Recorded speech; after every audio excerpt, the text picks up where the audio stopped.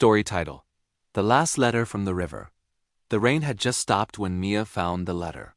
It was hidden between two old books in her father's workshop, the one that had smelled of sawdust and paint for as long as she could remember. Her father, once a quiet carpenter by the river, had passed away 3 months ago. The world had been quieter since then, too quiet. She sat on the dusty floor, the smell of wood and rain wrapping around her like a memory. The letter was folded neatly, the ink faded, but still clear. On the front, in her father's familiar handwriting, were the words, "To Mia when you are ready." Her heart trembled. He used to say those exact words when she got frustrated with her craft projects as a child. "When you are ready," he'd say, smiling, "you'll see the beauty in the mistakes." She opened the letter carefully. "My dearest Mia, if you're reading this, it means time has done its work, and I have gone where all rivers end. You once asked me why I never chased big things, why I stayed here, carving wood in the same small shop by the same slow river. I didn't have the courage to answer then. You were young, and your dreams were wings. You wanted to fly where the sky never ends. The truth is, I didn't stay because I couldn't leave. I stayed because this river taught me something the world often forgets. Peace doesn't live at the top of mountains, but in the hands that can rest while the wind blows. Someday you'll understand that success is not what the world claps for. It's what your heart feels quiet about when no one is watching. Love, Dad." Mia's eyes blurred with tears. The letter shook in her hands. She remembered the day she left home for the city, filled with dreams of becoming a designer. Her father had handed her a small wooden bird symbol, unfinished. "It's waiting for you to give it wings," he had said. She had laughed, thinking it was just one of his sentimental metaphors.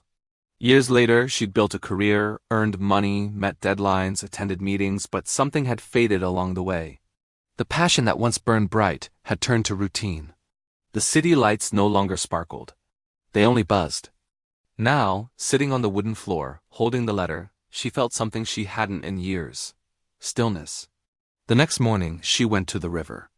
Mist hung low, and the water whispered softly as it always had. She sat on the dock her father built, the one with the carved initials M+D on the side. She took the wooden bird from her bag, the same one he'd given her years ago. It was cracked now, one wing chipped from the move. She smiled sadly and began sanding it with gentle strokes.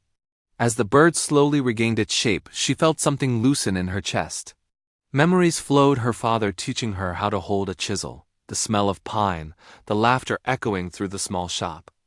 She realized she had been chasing the wrong kind of perfection all these years. Her father's words echoed in her mind. Peace doesn't live at the top of mountains, but in the hands that can rest while the wind blows. She whispered to the river. "I'm ready now." She stood up, held the bird high, and let it float down the water. The current caught it gently, carrying it toward the horizon. She watched until it disappeared, glowing softly under the morning light. In that moment, she didn't feel loss anymore, only gratitude. Her father hadn't just left her a letter. He had left her a way to come home to herself. Moral of the story: true peace and happiness don't come from chasing success or recognition. They come from being present, doing what you love sincerely, and appreciating the quiet beauty of life's simple moments.